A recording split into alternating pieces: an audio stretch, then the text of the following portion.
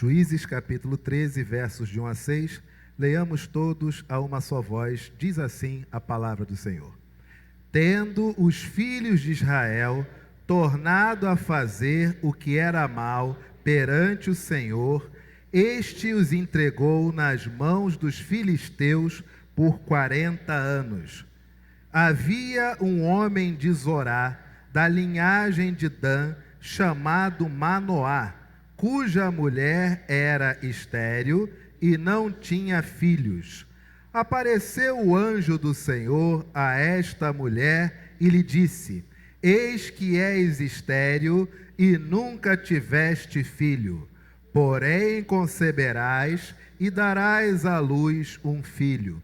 Agora, pois, guarda-te, não bebas vinho ou bebida forte, nem comas coisa imunda, porque eis que tu conceberás e darás à luz um filho, sobre cuja cabeça não passará navalha, porquanto o menino será nazireu, consagrado a Deus desde o ventre de sua mãe, e ele começará a livrar a Israel do poder dos filisteus. Então a mulher foi a seu marido e lhe disse: Um homem de Deus veio a mim. Sua aparência era semelhante à de um anjo de Deus, tremenda. Não lhe perguntei de onde era, nem ele me disse o seu nome. A igreja pode assentar-se? Queridos, nós temos muitas vezes pessoas que se arvoram em ser arquétipos de perfeição, pessoas as quais gostam de manter uma postura dos quais elas alegam, batem no peito de que elas não têm defeito nenhum. A vida é um paraíso para estas, de tal modo que muitas vezes na convivência nós até ficamos um pouco perplexos e achamos que nós somos tão pecadores, porque afinal de contas a nossa vida tem tantos altos e baixos e a do outro parece perfeita. Ora, certa vez conversando com uma pessoa evangélica, e ela me disse: pastor, eu tenho câncer, e esse câncer será muito difícil de ser debelado, será um longo tratamento, onde eu vou ter que investir, gastar muito dos meus recursos, mas o que me preocupa é meu testemunho em relação às pessoas, o meu local de trabalho. Eu disse: por quê?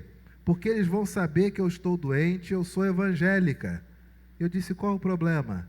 Mas pastor, não é um contrassenso, a gente fala que Deus faz, Deus cura, Deus isso, Deus aquilo, e eu vou aparecer nesse estado, o que eles vão pensar? Eu disse: as pessoas sabem que o ser humano adoece, mas a diferença do cristão adoecer em relação ao outro, eles só saberão acompanhando você. Então eles vão ver você dificultar-se às vezes na caminhada, vão acompanhar um enjoo ou outro, vão acompanhar um pedido de dispensa, vão acompanhar o momento onde você vai ter que ficar de licença, vão acompanhar o seu retorno, muitas vezes terão de te amparar. Todo mundo sabe que se fica doente, mas eles precisam ver um discípulo de Jesus como atravessa isso, porque a vida não é não sofrer, a vida é o que você faz no meio do sofrimento. E aí ela entendeu que o maior testemunho não são nos tempos das vacas gordas, por assim dizer, porque quando tudo está bem, qual é a dificuldade de parecer bem? O maior testemunho é quando as coisas não vão bem. E tem momentos da nossa vida que as coisas não vão bem. Não é verdade? A palavra do Senhor fala acerca deste personagem chamado Sansão, filho do sol, onde a história de Sansão é muito controversa para quem não o conhece. As pessoas acham que Sansão era apenas um homem fortão, e não batia bem da cabeça, era até um pouco limitado na sua cognição pelas coisas que fez. Porém, Sansão se encontra na galeria de Hebreus, na galeria dos heróis da fé. Sansão tem o mesmo nascimento miraculoso que Isaque, Jesus e João Batista. O indivíduo que nasce igual Isaac nasceu, Jesus nasceu, João Batista nasceu, ele é uma pessoa qualquer? Olha o ranking onde está esse homem. Mas Sansão não é tão conhecido, não é tão debatido. Olha o que diz a palavra de Deus acerca de um pouco antes do nascimento, mas um momento onde é feita a promessa para que Sansão nascesse. E faça esse paralelo com a sua vida e veja quantas coisas é possível aprender da história desse homem antes mesmo que ele nascesse. Diz assim a palavra do Senhor, versículo 1, leamos: tendo os filhos de Israel tornado a fazer o que era mal perante quem?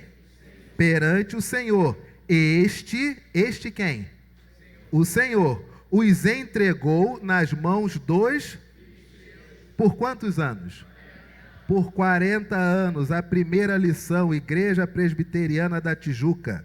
Cuidado quando você se associar à maldade, porque você nunca saberá as consequências da maldade. O povo de Israel fez o que era mal perante o Senhor. Mas o que eles fizeram? Fizeram uma estátua de Deus e começaram a tacar pedra? Foi isso que eles fizeram?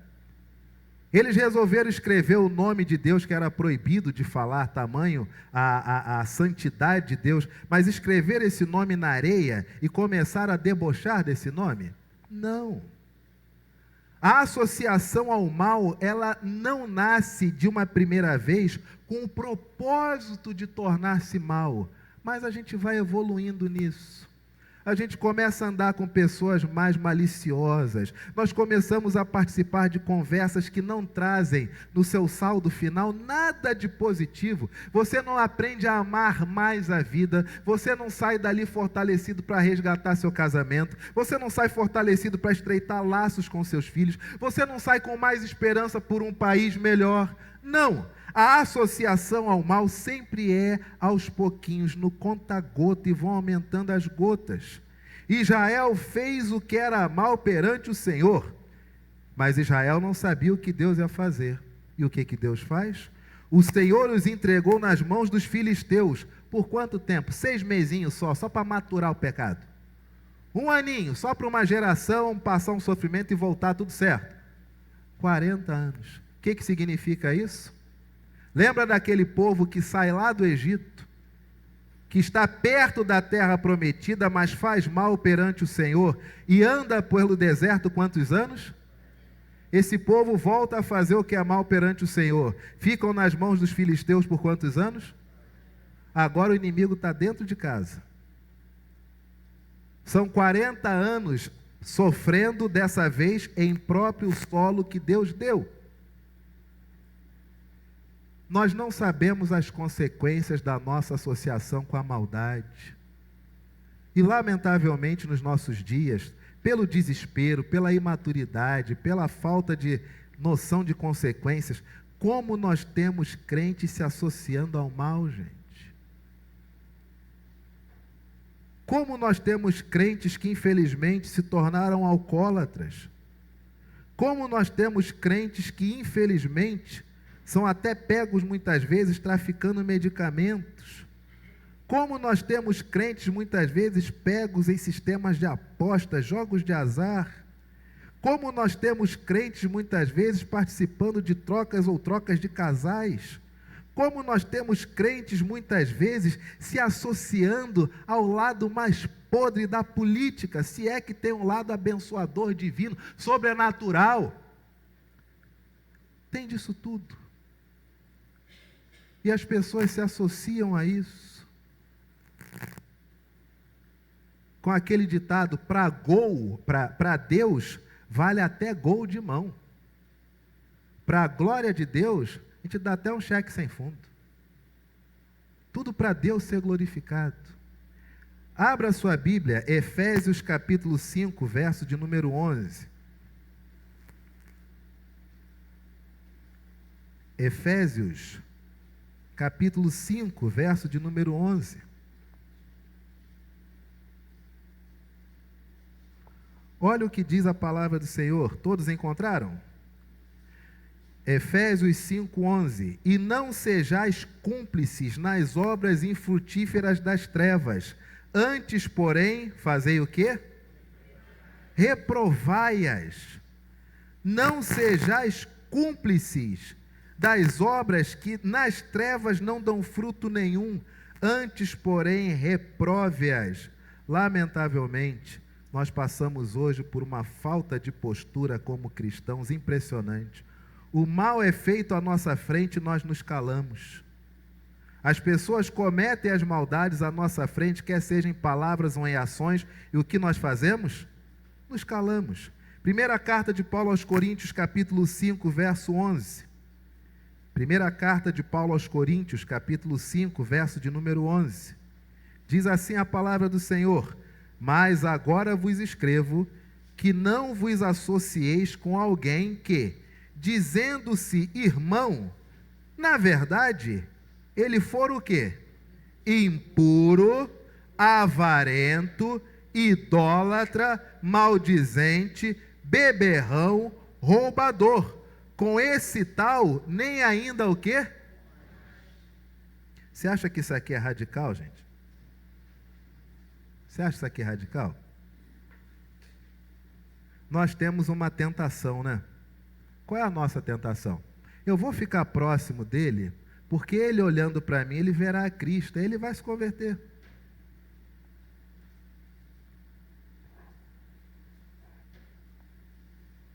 Aí vem a palavra de Deus e diz o seguinte, em um português dos nossos dias, com um pouquinho só de filtro: mas agora eu vos escrevo que você não colhe, que você não ande junto, que você não feche chapa, que você não caia, que você não seja imanado, que tu não chame de brother, de colaço, alguém que dizendo-se irmão em Cristo, se dizendo da mesma fé que você, na verdade, meu querido, a vida dele for cheia de sujeira.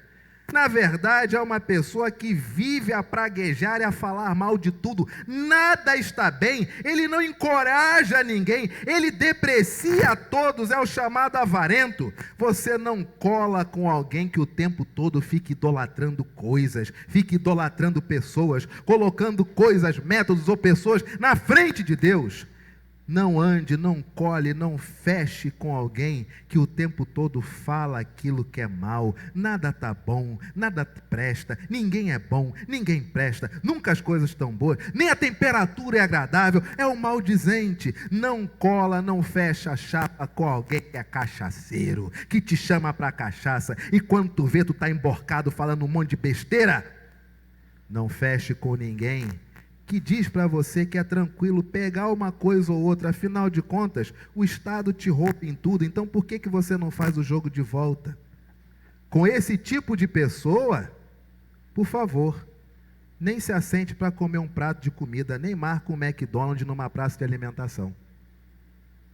Fica mais claro assim, não fica? Cuidado com isso.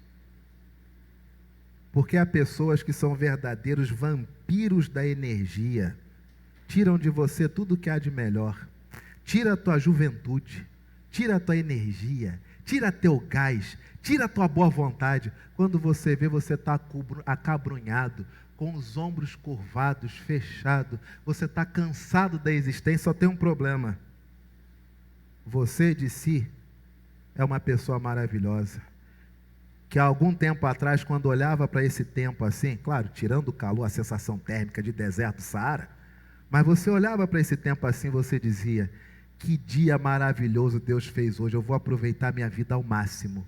Mas quando você começou a andar com pessoas as quais eram maldizentes, avarentos, beberrões, roubadores, eles tiraram tudo isso de você. E como é que você se sente hoje? Triste, abatido, acabado, arrebentado. Mas você não era assim. Você era uma pessoa fantástica. Você era uma pessoa iluminada. Você era uma pessoa que tudo fazia de bom e de melhor. A palavra do Senhor ainda diz, essa é a nossa primeira lição: tendo os filhos de Israel tornado a fazer o que era mal perante o Senhor, este os entregou nas mãos dos filisteus por 40 anos. Primeira lição: você nunca saberá as consequências quando nós nos envolvemos com a maldade. Não se envolva com a maldade, meu. De forma alguma se envolva com o que é mal, porque você não sabe onde isso vai terminar. Segundo, verso de número 2, 3 e 4, leamos. Juízes capítulo 13. Havia um homem de Zorá, da linhagem de Dan, chamado Manoá, cuja mulher era estéril e não tinha filhos. Por que ele diz que ela era estéril e não tinha filhos? Não, contrassenso? Não. Ela pode ter tido filhos e depois ficou estéril. Mas ele frisa, ela era estéril e nunca teve filhos. Ela, neste momento que eu estou narrando a história dela, ela era estéril. E para trás, antes de eu começar a escrever, ela nunca teve filhos. Essa mulher, verso de número 3, apareceu o anjo do Senhor a esta mulher e lhe disse: eis que és e nunca tiveste. Lembrando, o autor, na época, ele não tem o Word para botar negrito, itálico, sublinhado, mudar a fonte, colocar nota de rodapé, não. Então, quando ele quer frisar alguma coisa, ele o faz através da repetição. Por 2 vezes ele diz que a mulher era estéril e não tinha filhos. Aí o anjo do Senhor aparece e repete para a mulher o que o autor escreveu acima: eis que és estéril e nunca tiveste filho. Porém, conceberás e darás à luz um filho. Agora, pois, guarda-te, não bebas vinho ou bebida forte, nem comas coisa. Esse anjo do Senhor aparece para a mulher e faz a ela uma promessa. E ele fala para ela aquilo que ela sabe todo dia: você é estéril e nunca teve filhos. Ela está acostumada a ouvir isso. E só mulheres que experimentam a esterilidade e nunca tiveram filhos biológicos sabem a pressão e o peso que é ouvir isso. Mas aí vem o anjo do Senhor e diz: porém conceberás e darás à luz um filho. E eu fico imaginando a cara daquela mulher, meio que na dúvida. Porque, mais para frente, ela fala que um homem apareceu a ela. E quando ela vai falar com o marido e chama o marido vê o anjo do Senhor, e o marido pergunta: você é o homem que falou com a minha mulher? Ele é o anjo do Senhor, não é isso? Mas por que o casal acha que é um homem? Porque anjo, antigamente, na Bíblia inteira, anjo tinha a aparência de uma pessoa comum, tá, gente? Por isso que Jacó luta com o anjo lá no Val de Jaboque. Se fosse uma pessoa de 3 metros com asa, não ia encarar, né? É óbvio. Quando Paulo diz: seja hospitaleiro, porque muitos sem saber receberam o quê? Anjos. Por quê? Porque anjo não tinha asa, não tinha auréola. Isso só aparece, essa descrição anjo com asinha, lá no 4º século. Na Bíblia nunca foi assim. Por isso que a pessoa batia o olho e não sabia se era um anjo ou se era um homem. Por isso que Paulo diz: quando a mulher for profetizar, é que ela cubra os cabelos, por conta do testemunho e também dos anjos. Por quê? Havia uma lenda de que anjo se deixava atrair pelos cabelos femininos. Por isso que a mulher tinha que cobrir o cabelo. Mas se ele tivesse 4 metros, tivesse auréola e tivesse asa, só vê que ele estava ali e cobria o cabelo. Mas não, como o anjo é um ser comum, de aparência e estatura normal, não sabe se é anjo ou não, por isso cobre o cabelo. Aí você tem aqui o anjo do Senhor que diz à mulher: você é estéril e não tiveste filho, porém conceberás e darás à luz um filho. E a mulher fica naquela coisa: é um anjo, não é um anjo, é um homem especial, é um juiz aqui sobre Israel. Por que ele está falando isso? O misto de querer experimentar essa bênção, mas ao mesmo tempo, vai que é um maluco. Mas o anjo vai e coloca a mulher à prova, dizendo o seguinte: agora, pois, guarda-te, não bebas vinho ou bebida forte, nem comas coisa considerada o quê? Imunda. Sabe o que esse texto nos ensina? Toda promessa envolve renúncia. Deus disse para você alguma coisa. E você faz o que com isso? Você continua a viver sua vida normal? Deus vai te abençoar. E o que você faz com isso? Vocês já perceberam que cada vez mais nós temos uma geração de evangélicos, de crentes, não discípulos de Jesus, mas o evangélico, o crente de um modo geral, que as promessas de Deus que ele alega que são feitas a ele, não envolvem renúncia de nada. Basicamente é o seguinte: o indivíduo está em dificuldade financeira. Ele não se torna dizimista fiel, não. Que afinal de contas eu não vou renunciar àquilo que eu já ganho. O indivíduo está com dificuldade na saúde. Ele não vai então ver o que é melhor ele consumir, se alimentar ou não, porque já que a saúde está ruim, então não está nem aí, vou ficar sem freio mesmo, vou aproveitar enquanto estou vivo. Não há renúncia de nada. O indivíduo não abre mão de nada. E aí vem o anjo e diz: você vai ser mãe. Agora, não pode mais comer coisa imunda, não pode mais beber coisa forte. Toda promessa envolve uma renúncia. Deus prometeu salvar-nos, Ele renuncia a si mesmo através do Filho na cruz. A pergunta para nós nessa manhã é a seguinte: o que você tem renunciado segundo a promessa que Deus te fez? Quer mais de Deus, mas vem menos à igreja. Quer mais do Senhor na vida financeira, mas não consagra seus dízimos e ofertas. Quer que Deus abençoe a sua saúde, mas se entope do que não presta. Quer ter mais e melhores amigos, mas só vai em local onde tem gente que não presta. Quer conseguir um homem segundo o coração de Deus, mas vai tentar achar esse homem onde mora o diabo. Quer uma mulher cheia do Espírito Santo, mas vai procurar a mulher no local onde só tem o que não presta. Renúncia de nada. Um Deus que faz, segundo a mente de alguns, e essa promessa que Deus faz em nada significa renunciar a alguma coisa. É um evangelho que se acomoda às necessidades daquele que pede. Abra sua Bíblia, Mateus 16, versos 25 e 26. Mateus, capítulo 16, versos 25 e 26. Será que Jesus fala sobre isso? Mateus, capítulo 16, versos 25 e 26. Diz assim a palavra do Senhor: portanto, quem quiser salvar a sua vida, vai perdê-la. E quem perder a vida, mas perder a vida por minha causa, esse vai achar. Verso de número 26, todos. Pois que aproveitará o homem se ganhar o mundo inteiro, mas perder a sua alma?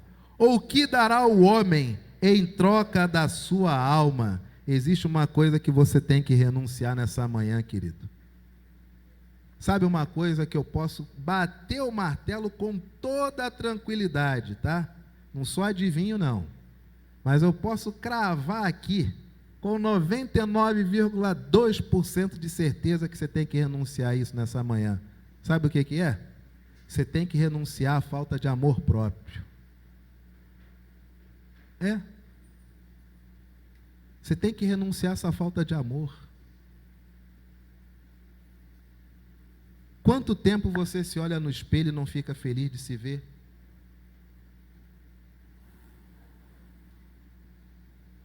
Quanto tempo você não é satisfeito com o teu corpo?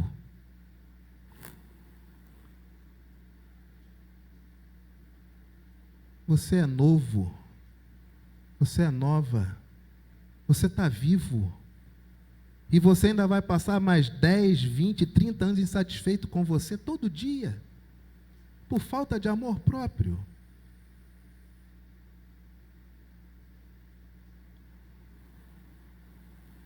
Que isso? Como assim você não gosta de si? Não confunda amor próprio com narcisismo. Narcisista é uma praga. É um vampiro da vida alheia. Não é isso quem está falando. Você é inteligente. Você tem que explicar para quem está vendo, quem não sabe quem é quem. Amor próprio é a capacidade que você tem de saber que se você quiser, que se você esforçar-se, você consegue. Porque quando você põe uma coisa na sua cabeça, você vai conseguir fazer. Porque ninguém vai conseguir melhor para você do que você mesmo fazer o que tem que ser feito. Isso é amor próprio. E quantas pessoas dizem para você que você é feio, que você é burro, que você é ignorante, que a tua vida já acabou, que você não vale nada? E quantas vezes você se sente preso e não consegue desenvolver a sua própria vida? Por quê? Porque você botou na cabeça que não vale a pena. Olha o que diz a palavra do Senhor. Quem quiser salvar a sua vida, vai perder. E quem perder a vida por mim, vai achar. Pois que aproveitará o homem se ganhar o mundo inteiro? Mas para ganhar o mundo inteiro, ele pode vir a perder a sua alma. Bill Gates é um dos homens mais ricos do mundo, não é verdade? Talvez ele daria 80% da fortuna dele a você, se ele conseguisse usar seu corpo. Se ele tivesse os anos de vida que você ainda tem pela frente. Você olha para ele e inveja a riqueza dele. Ele olha para você, ele inveja a sua vida, porque você vai viver mais do que ele. E você acha que você é menos que o Bill Gates. Você não entendeu, cara. Você não entendeu. Sangue passando nas suas veias. Seu cérebro, seus olhos, isso não tem preço. E os homens mais ricos do mundo dariam tudo para ter os anos de vida que você ainda tem pela frente.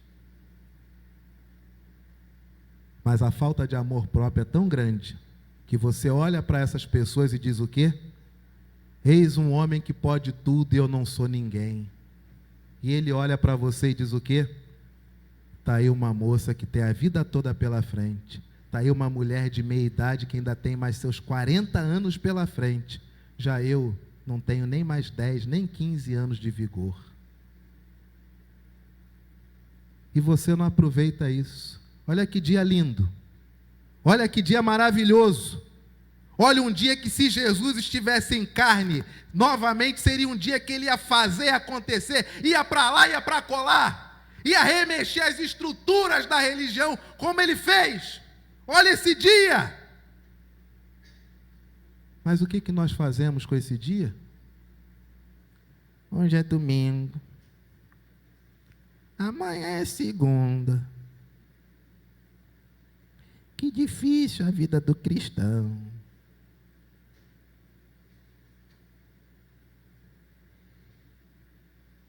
Que aproveita o homem se ganhar o mundo inteiro e perder a si mesmo?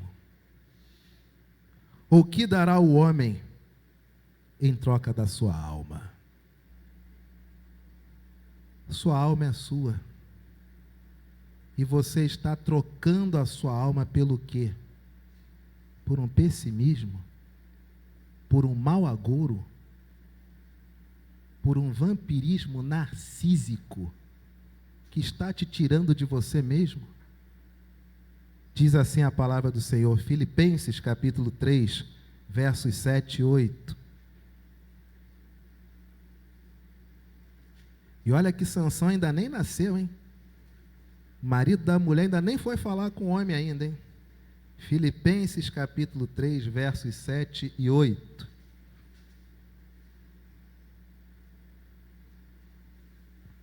Diz assim a palavra do Senhor: mas o que para mim era lucro, isto considerei perda. Por causa de quem?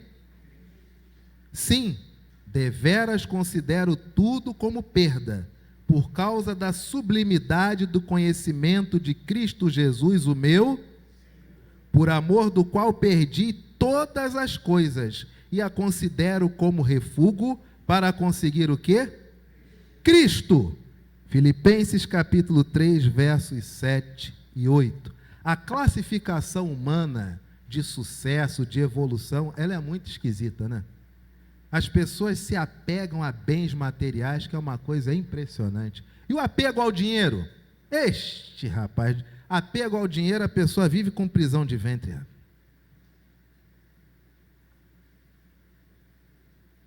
Impressionante. O apego ao dinheiro, ela guarda aquilo ali, a mão é fechada. Você até pensa assim, meu Deus, tem um problema com a mão. Não, a mão é fechada mesmo, porque não gosta de dinheiro. Aí você tem um evangelho, onde o apóstolo Paulo diz que ele não considera nada como sendo seu, e tudo para ele é refúgio. Hoje, você pode ter algum bem, alguma posse, mas isso não define quem você é. Porque se isso definir quem você é, você perdeu a sua alma para as coisas desse mundo. Lembra daquele texto, aprendi a viver contente em toda e qualquer situação? Tem dias que nós ganhamos tudo, tem dias que a gente perde tudo e mais um pouco. Talvez você já tenha tido uma casa linda, maravilhosa, enorme. Talvez hoje você more numa vaga, no encostadinho. Talvez você já tenha tido 2, 3 carros. Hoje você tem que carregar o seu bilhete único ali no sacrifício. Doido para fazer uma idade a mais, para começar só a mostrar RG e ter liberado acesso no metrô. Não perca a sua alma por causa desse mundo. Porque bens materiais não constroem quem você é. E ninguém pode botar preço na sua alma. Você é insubstituível. E ninguém consegue botar preço em você. Mas você só consegue viver assim se você tiver amor próprio. Se não tiver, você é um peão nas mãos dos outros. Diz ainda a palavra do Senhor, verso de número 5, de Juízes, capítulo de número 13. Leiamos. Porque eis que tu conceberás, todos, porque eis que tu conceberás e darás à luz um filho, sobre cuja cabeça não passará navalha, porquanto o menino será nazireu, consagrado a Deus desde o ventre de sua, e ele começará a livrar a Israel do poder dos... Você queria ser mãe assim, minha filha? Seja honesto. Teu sonho ao querer ser mãe, não, só de falar de ser mãe, a Rebeca já ia. Deixa ela chorar à vontade, tá? Não me atrapalha em nada, pelo contrário. É musiquinha de coral para mim, coisa mais fofa. Vejam bem, você gostaria, minha querida, de ser mãe assim? Você vai ser mãe, mas quem manda na criança sou eu. Tá bom para você? Você vai ter um filho, mas o corte de cabelo quem decide sou eu, tá? Quem decide o que ele vai comer também sou eu, tá? Quem decide o que ele vai beber sou eu, tá? Inclusive a religião, o rito religioso, também quem vai decidir sou eu. Você seria mãe assim? Claro que seria, né? Porque nada paga o preço de gestar e ter um filho nas mãos. É óbvio que você seria mãe. Você seria mãe de qualquer jeito, que o negócio é ser mãe. E você sabe, na condição de mulher é óbvio. Ele fala isso hoje, mas daqui a um tempo, está comendo na minha mão. Até porque ela achava que era um homem que estava falando. Mas assim, preste atenção no que diz a palavra de Deus. Você vai conceber, você vai dar à luz a um filho, mas o corte de cabelo sou eu que decido, tá? E no caso, não tem corte de cabelo, porque ele nunca vai cortar o cabelo. O menino será nazireu, então dentro do contexto da vida do povo, ele vai ser consagrado a Deus, tá? Então já tem um monte de impeditivo na vida dele. E ele começará a livrar a Israel do poder dos... Uma dificuldade nossa, queridos, é a seguinte, vamos ler essa última parte do versículo aqui. E ele começará a livrar a Israel do poder dos... Só os homens, leiam comigo. E ele começará a livrar a Israel do poder dos... Só as mulheres. E ele começará a livrar a Israel do poder dos... Sansão nasceu para ser Davi? Davi terminou com o poder dos filisteus sobre o povo de Israel, não é verdade? Sansão, a Bíblia diz que ele vai começar o processo. A missão dele não era acabar com os filisteus, mas era iniciar o que seria uma revolução para Israel. Por isso ele é tão mal compreendido. As pessoas acham que ele falhou. Se no dia da morte ele matou mais filisteus do que ao longo de toda a sua vida, ele falhou? Não. Errais não conhecendo as Escrituras. E agora vamos aprender o poder de Deus. Uma das coisas que precisamos na nossa vida, uma das coisas que nos faz ficar acabrunhado, uma das coisas que faz nós baixarmos a cabeça, uma das coisas que faz com que nós lembremos das palavras do nosso Pai, que muitas vezes pode ter dito a você: você não é inteligente, você é burro, você não presta, você não vai dar para nada, você é cabeçudo, você é isso, você é aquilo outro, e você acredita até hoje. Uma das coisas que fez você acreditar quando a sua mãe falou: você não é inteligente, você é burra, você não vai dar para nada, você não é melhor do que seu irmão, sua irmã, a sua vida não vai prestar, você escolheu errado o marido, escolheu errado a esposa, e você acredita nisso até hoje. Sabe por que nós importamos tanto isso para a nossa vida? Porque nós vivemos sem saber qual é o nosso propósito. Você nasceu para quê? Qual é a sua missão? Ser pau mandado de alguém? Essa é a tua missão? Qual é a sua missão? O homem, que é um anjo de Deus, fala para a mulher: olha, esse menino, a cabeça não vai passar navalha, vai deixar de comer um monte de coisa que vai ser nazireu, ele é consagrado a Deus desde o ventre, e a missão dele, ele vai começar a livrar a Israel do poder dos filisteus. Sansão, antes de nascer, a mãe sabe a missão dele. Você, com o tempo que você tem de vida, qual é a sua missão? Para que Deus te botou nesse mundo? Qual é seu objetivo nesse mundo? Dificuldade nossa, nós espiritualizamos muito as coisas, quando na verdade determinadas coisas são práticas. Quer ver um exemplo? Quando que Deus falou para o Steve Jobs que a missão dele era revolucionar a tecnologia? Se lembra quando ele citou isso? Do encontro dele com Deus, quando ele perguntou para Deus o que ele ia fazer, aí Deus falou para ele que ele ia revolucionar a tecnologia. Você se lembra quando isso aconteceu na vida dele? Quando que Deus falou para o Bill Gates que ele ia revolucionar também os meios de tecnologia? Se lembra quando foi esse encontro dele com Deus? Não teve. Por quê? Porque a nossa missão é óbvia. Primeira missão: você hoje está vivo ou morto? E você tem que viver, né? Pergunta: você vive? Ou você sobrevive? Ou você rasteja na existência? Não é ser rico ou ser pobre, não. É ímpeto, é brilho, é energia, é gás, é vontade, é disposição. Tanta gente no hospital internada, e todos nós temos diversos exemplos disso. Gente que quando o médico passa, ela diz assim: ó, doutor, já estou bom para ir embora, hein?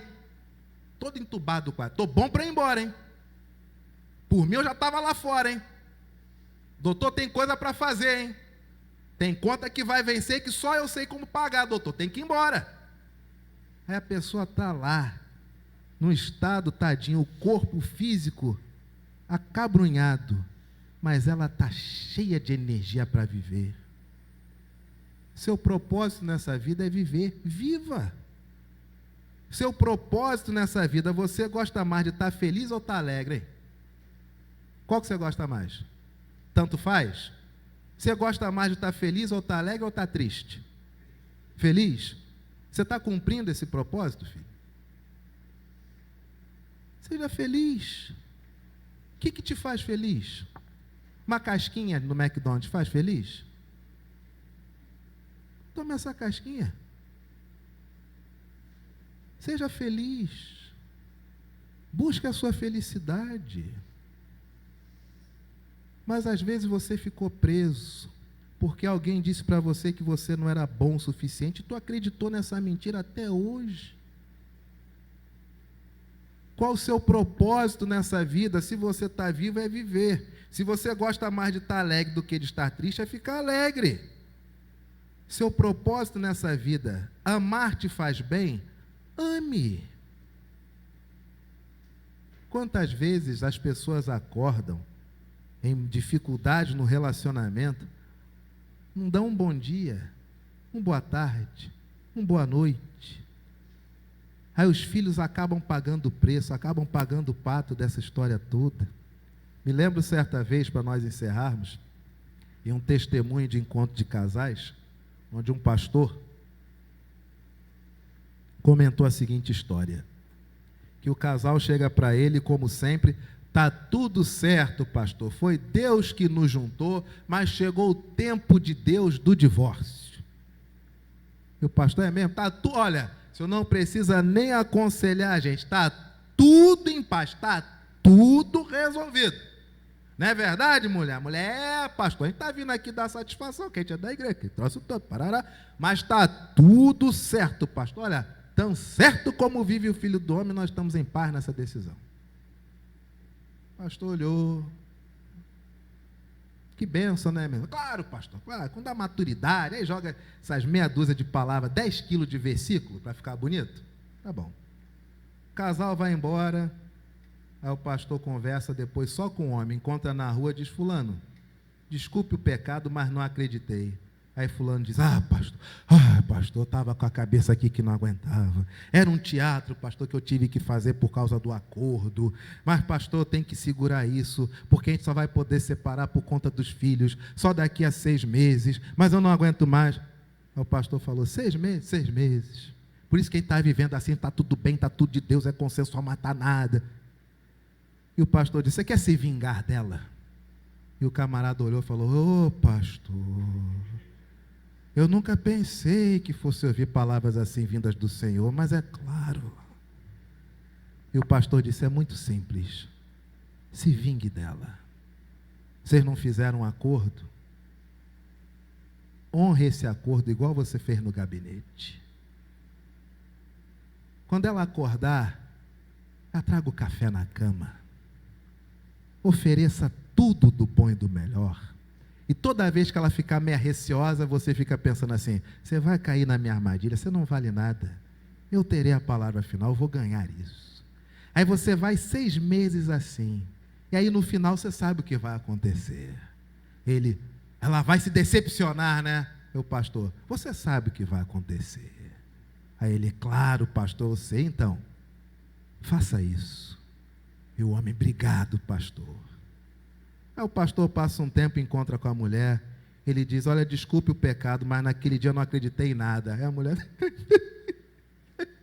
começa a chorar aquele troço todo, pastor, é que nós fizemos um acordo, senão ele ia ficar com tal coisa da empresa, tal, mas eu não aguento mais aquele homem, minha vida é um inferno, não tem nada com você, só pelo contrário, não aguento, só quero pegar meus filhos.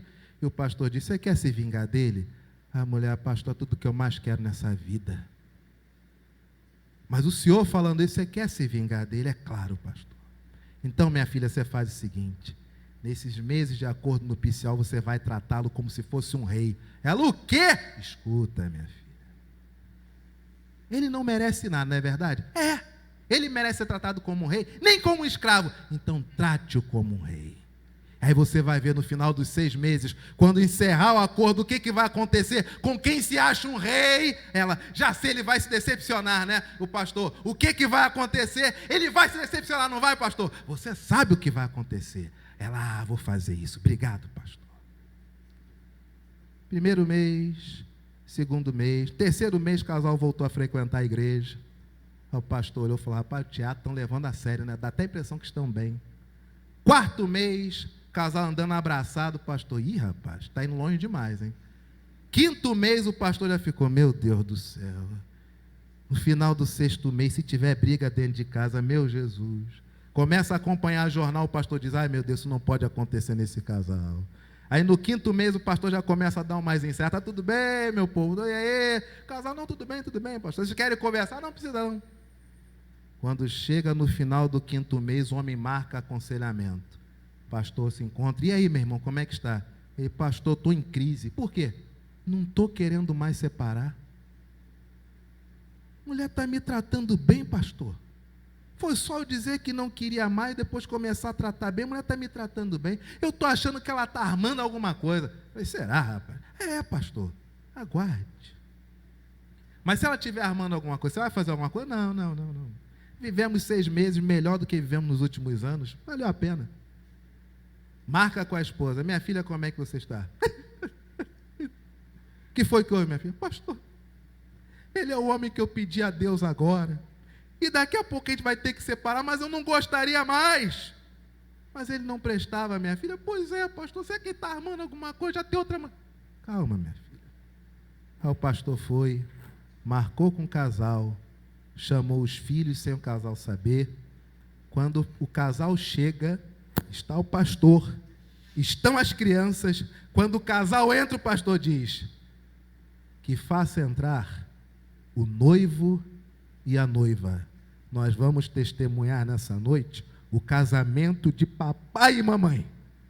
E aquele casal se debulha em lágrimas e começa a dizer um para o outro, eu te amo, eu não sei o que aconteceu, foi um período difícil, mas de uns tempos para cá. E o pastor esclarece tudo. Eu pedi para ele tratar bem, da mesma forma que eu pedi para você tratar bem ela, para que vocês pudessem ver que tudo podia ter conserto se houvesse amor. E esse amor, ele retornou e se tornou mais forte. Porque vocês se tornaram abnegados.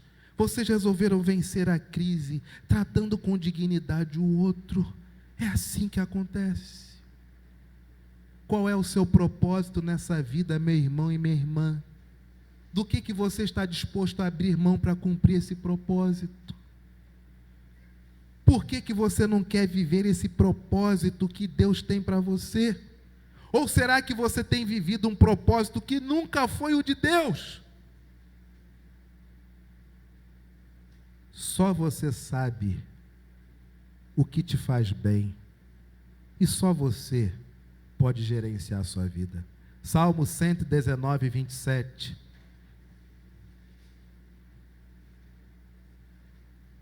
Salmo de número 119, versículo de número 27.